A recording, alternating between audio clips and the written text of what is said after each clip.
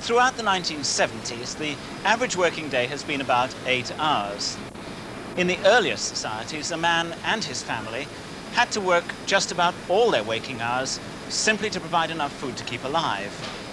Later, through the use of tools and more advanced forms of technology, they freed themselves from this absolute dependence on the environment, gradually increasing their wealth and reducing their need to work. But one doesn't have to go back to the Stone Age to make this point. Just imagine the lifestyle of a coal miner in the middle of the Industrial Revolution about 100 years ago.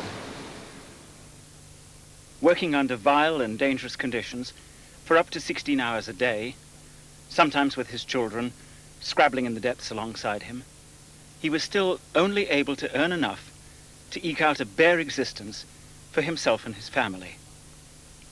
Little wonder that Karl Marx was later to cry, "Workers, arise. You have nothing to lose but your chains."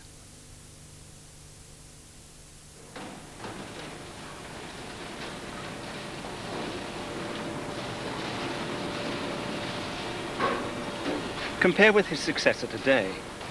Still a tough job and no mistake about it.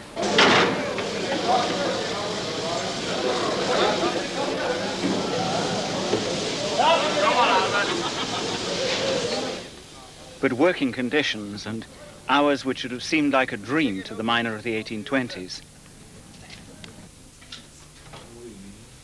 A warm, comfortable home, children properly fed, educated and clothed. A personal motor car, electronic devices of incredible sophistication in the home, holidays in the sun in remote parts of the world. This isn't to point out how lucky today's miners are, but rather to indicate the stupendous improvement that's taken place in their standard of living.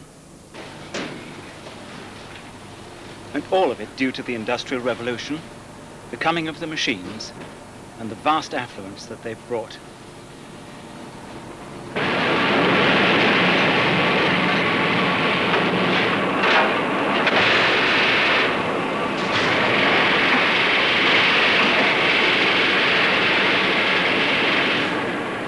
The mechanical muscles which the Victorians invented and put to such good use triggered off the Industrial Revolution, which in turn led to a huge expansion in the wealth of those societies which were touched by it. This, despite the fact that many people once feared that machines would decrease employment and lower living standards. The problem was that people couldn't see what those workers displaced by the machines would do.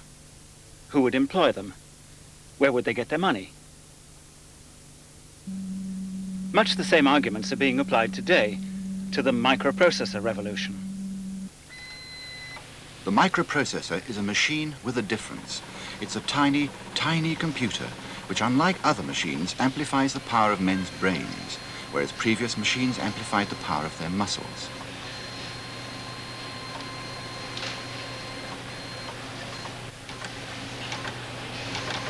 Unlike the machines that made the Industrial Revolution, they're extremely cheap to mass produce. They also use up virtually no raw materials, hardly any fuel, and they're totally non-polluting. In fact, they can be used in absolutely enormous numbers, all over the place, and at very little cost.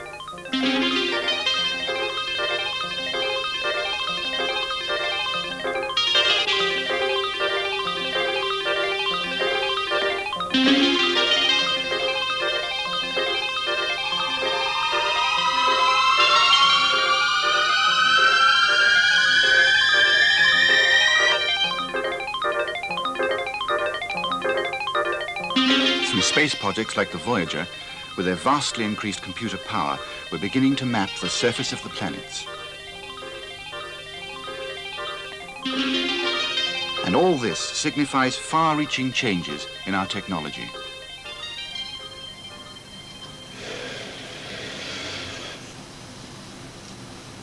An excellent example of the dramatic pace of change is if we take a common contemporary object like this relatively cheap watch. Costs about $50 all over America, £25. Now it's got several functions, a bleeper alarm, a stopwatch, a liquid crystal display and all that. This in itself is amazing, but perhaps the most remarkable thing is if we go back to, say, the first Apollo lunar landing in 1969, which one thinks of as very advanced technology and also as fairly recent technology, the astronauts on that flight would simply have failed to understand this watch. They wouldn't have known how to operate it, and they certainly wouldn't have had any idea how it might have worked. I think it's very difficult to think of a better example of the dramatic pace of change. But on a more basic level, the chip is now appearing in supermarkets. In America, all products are now marked with special stripes, allowing them to be scanned by a laser beam. At the cash desk, the goods are simply passed over a laser scan device connected to a computer. It makes the cashier's job faster and more efficient. It registers the product sold, the price, and updates the store's stock account. And one day, in the not too distant future, the man from the gas or electricity board will arrive at your home, not simply to read your meter, but armed with his portable, pre-programmed mini-computer, will calculate your bill and hand it to you there and then. Thank you very much. Thank you. In schools, the power of the chip will begin to help with personal tuition. Just tear it the way it is. It'll be all right. I don't need any more paper. Okay. Fine. Right. Whilst in hospitals, the chip at your bedside will help the doctor with instant diagnosis.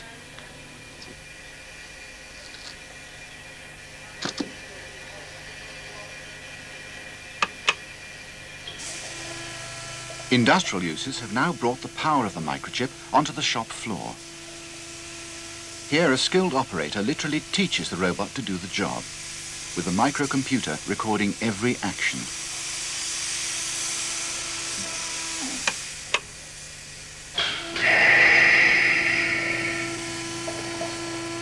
The action replay, now minus the operator, carries on as before, and this kind of application is ideal for hazardous, repetitive, or simply unpleasant work. The enormous power and flexibility of the microprocessor works for the architect and the town planner. They can instantly see the effects of their development on the environment. But its extraordinary versatility for many people poses a threat. In the newspaper world, the Times dispute brought this whole issue to a head. Here at the Nottingham Evening Post, this technology has been in use for some years. The technique is word processing. Instead of the story being typeset in metal by teams of craftsmen, the reporter now types the story directly into a computer. Simply by touching the keyboard, she can alter her spelling, grammar, and in fact anything she likes. Once the story is complete, it's automatically stored in the central computer. When he needs the story, the editor, with his own terminal, calls it up, adds his own changes, headlines, and so on. The edited version is then typeset into normal typographic layout and printed in the usual way. The point about this technology is the speed and flexibility which allows for rapid changes to the editions during the day. In fact, this paper prints 9 editions daily compared with the 2 or 3 published by our national papers. Inevitably, this is going to put people out of work, and the effects are likely to be far-reaching. So the problem facing us now is the creation of completely new industries where the microprocessor functions positively for a working society.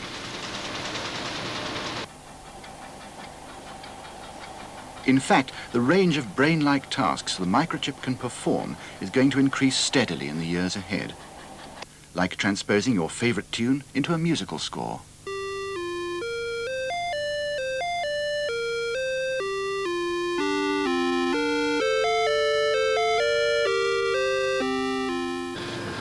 But what are the facts about the microprocessor? In what way will it actually affect employment in the coming years? Well, the first word that springs to everybody's mind in this context is, of course, robots. The robot has a prominent place in science fiction literature and movies. Basically, it's a man made out of meccano parts, which stumbles around doing man-like things, flashing its eyes and engaged in stilted, tinny conversation. Apart from hints that it has special strength or unusual weapons, it's generally looked upon as a kind of cumbersome, rather inferior version of Homo sapiens. In fact, entertainment apart, it's hard to think why anyone would ever bother to make one.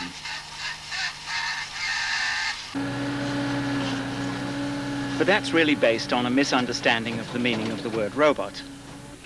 To understand what we mean by it, we need to realize that there are essentially three types of machines. This is the simplest kind. It's all muscle, an extension of its driver's muscles. And it can only work as long as he's here to guide it. Even if you switch it on, it won't do anything sensible without a human in its seat.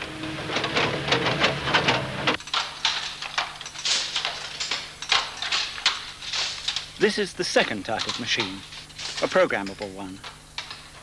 It adds its own mechanical muscles, but it can also go through a sequence of actions according to one or possibly a large number of predetermined patterns. But although this looks very clever, the machine itself is really very unintelligent. It's a dumb machine, to use computer parlance. This sequence of actions it goes through may be complex, but it will go on doing them, however inappropriate they may be. And this is the enrobing chamber, where the blocks are coated with icing, cooled and decorated. Here's a good example. Remember this marvelous film about industrial relations, I'm All Right, Jack? Remember where Ian Carmichael visits a factory making chocolate bars? This is my favourite machine. I say, is there anything wrong, old man? Oh, my hat! Pretty overwhelming, isn't it? Come on, round the other side. And here we have the coated blocks, soft, milky, delicious. All ready for stamping with the walnut and the cherry. Now all that remains is to wrap them, pack them, dispatch them. There we are.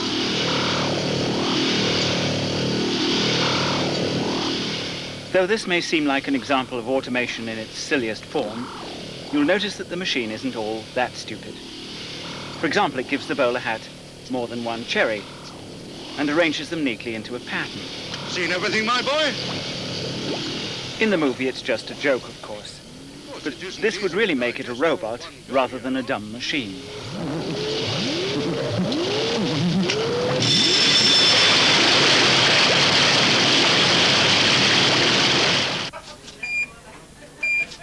For the essence of a robot is that it not only performs mechanical tasks more easily or more rapidly than a human, but it also guides itself to some extent, modifying its behavior according to what it senses in the world around it. Okay. Okay, investigate it and resolve it for me, okay? Fine. Oh, All right, bye-bye. sure. Okay.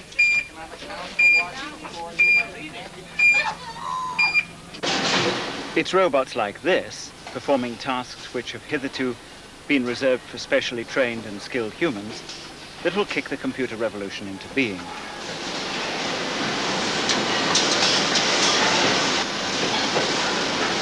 By increasing productivity and efficiency dramatically, they'll accelerate the trend towards a more affluent, less work-dependent society.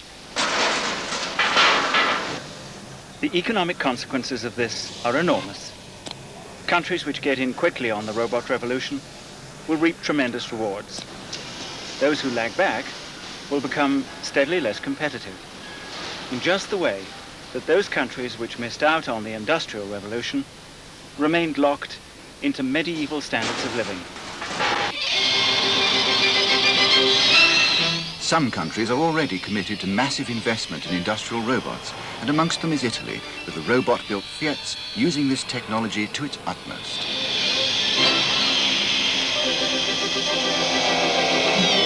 La la la la, la la la la, la la la la, la la la la.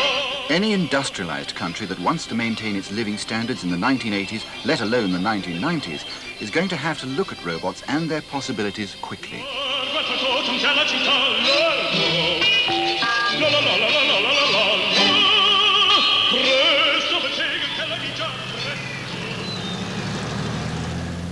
But now, let's consider one of the most sensational consequences of the microprocessor revolution, the disappearance of money.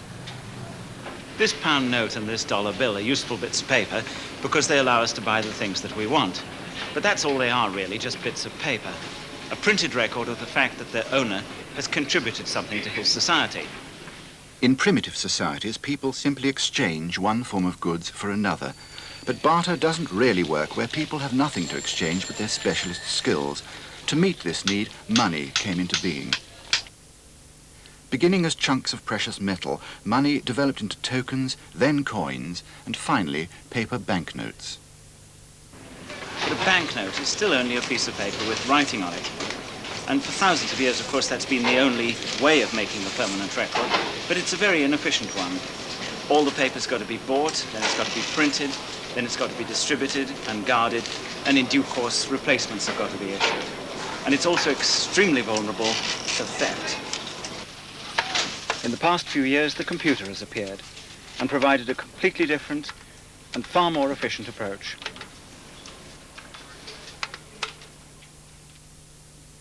What this amounts to is that instead of making a mark on a bit of paper saying £1, we make an electronic mark 1,000,000 times smaller in a computer's memory. And we indicate alongside it, also in the form of a minute electronic signal, who owns the sum of money recorded. The record, electronic rather than physical, sits there until someone wants to look at it or wants to arrange for it to be transferred elsewhere. What happens now if one wants to transfer money from one business to another is that computer A changes its own record appropriately, sends a message to computer B, which makes its own amendments. It's as simple as that. No mail, no danger of theft, and the transaction completed at the speed of light and at a fraction of the cost.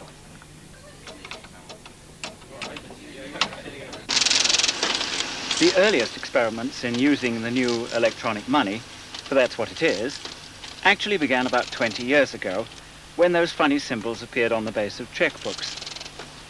Hardly anyone realized that they were the first steps in the move to a totally cashless society. The next step came with credit cards, and many of you will have one or more of these. They too are a sort of printed record of your wealth, but unlike coins and notes, they're not interchangeable. How would you like to pay, sir? Access card, please. At the moment, the card really just identifies its owner. He wants to make a purchase, so the assistant writes down the details, and the document is popped through the post in the usual way.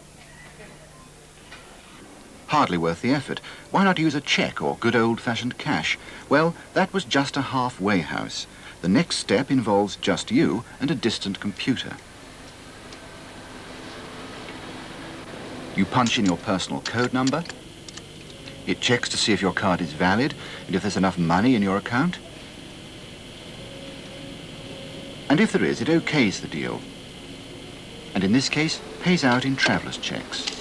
The whole transaction is concluded in seconds.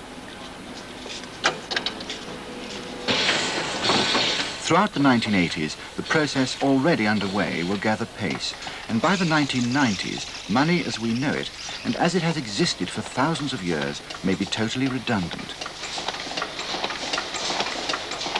There will be some surprising consequences, some good, some slightly sinister.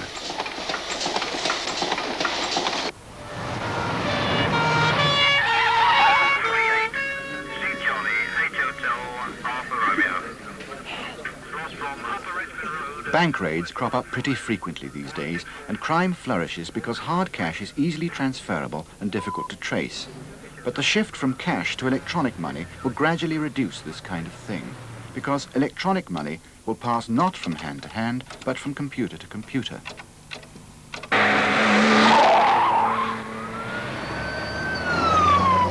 However, this is leading to some funny trends.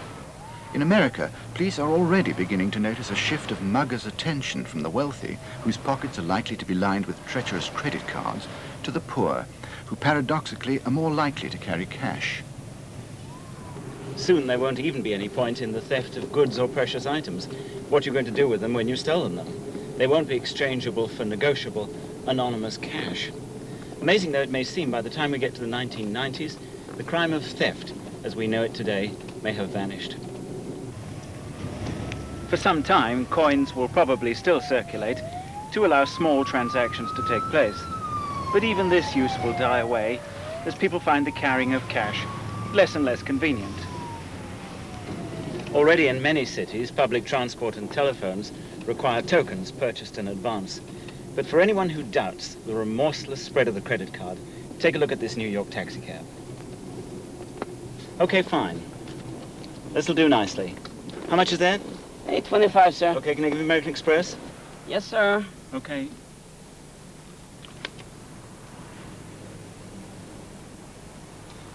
Sign it, please. Get to sign it. Yes, Thank you sir. very much. Okay. Yes, sir. Thank you. you. Have a good day. Okay, thank you. The net effect of this should be to make everyone, criminals accepted, of course, a good deal wealthier, and certainly make life a whole lot more pleasant. And all because of electronic money.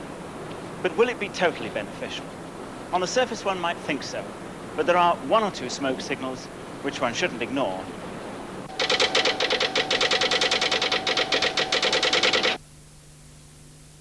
Credit cards may be very convenient for both the user and the banks, but they also have a funny way of keeping tabs on what you do. Wherever you go, whatever you buy, the card pins you down, pouring information back into its central computer. And soon, cards will not just be a convenience, but an absolute essential. Increasingly, we're moving towards a cashless society. Vous avez fait faim? These French stores have been directly linked to a local bank. A specially issued card can be used in neighborhood shops, and your account is automatically debited. So, if your bank balance isn't up to par, you could be in trouble.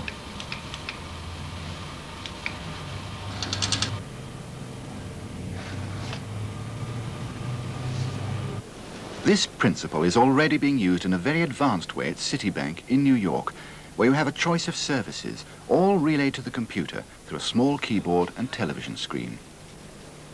You insert your magnetic card, tap in your personal code number, and the computer asks you which services you require. In this case, he wants to deposit some money.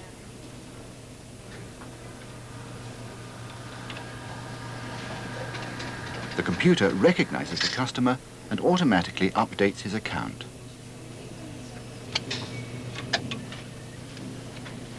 In the computerized world of the 80s, and in particular the 90s, it's going to become extremely difficult to buy anything, to go anywhere, even to do anything, without one's own form of personal identifier. Chances are this will come in the form of a credit card with perhaps a built-in microprocessor which recognizes its owner somehow and makes it virtually useless to anyone else. This personal identifier might even come built into a watch, or possibly even a signet ring. All very convenient and useful, of course, provided that we don't mind the computers knowing where we are and what we're doing at just about any moment. But are we sure that we aren't going to bitterly resent that kind of perpetual computer surveillance, no matter how benevolent it is? Well, that's the kind of question we're going to have to face up to in the 1980s. And there are obviously political and social questions of equal magnitude as well. Join us in the next program to consider some of them.